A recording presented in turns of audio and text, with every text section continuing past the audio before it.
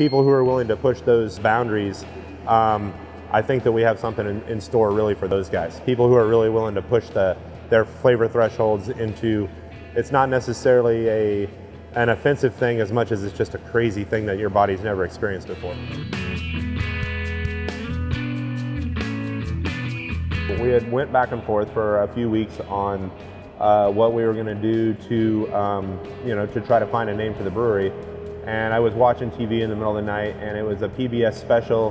It was the real footage of when they were smashing barrels and throwing the bottles during Prohibition at the walls to break it. And the newscaster was kind of like, oh, the bootleggers thought that they were going to get it over, and the Scofflaw are going to go home thirsty. And it was like, oh, Scofflaw, like I've never heard that term. And so we did some research, and Scofflaw Brewing Company became.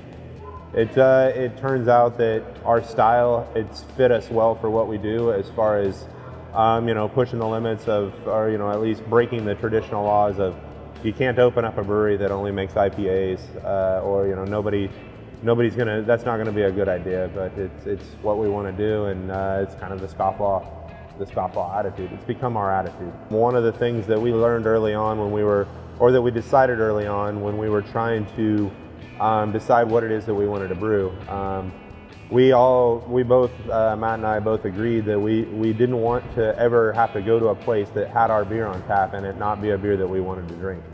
So we didn't want to go someplace and see a really low ABV, lightly colored pale lager when neither of us really prefer that style. Even though it would be our beer that would be there, we would want to probably secretly order the Big Double IPA.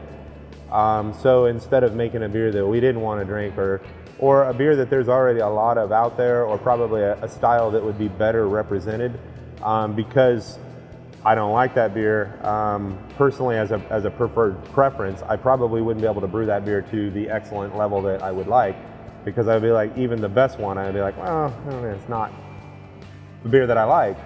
So instead of trying to focus on that, we decided to just focus on the beer that we wanted to brew, beer that we wanted to drink, and constantly try to refine that versus trying to make a style that we don't really know or want to try to perfect, because we wouldn't ever be happy with it.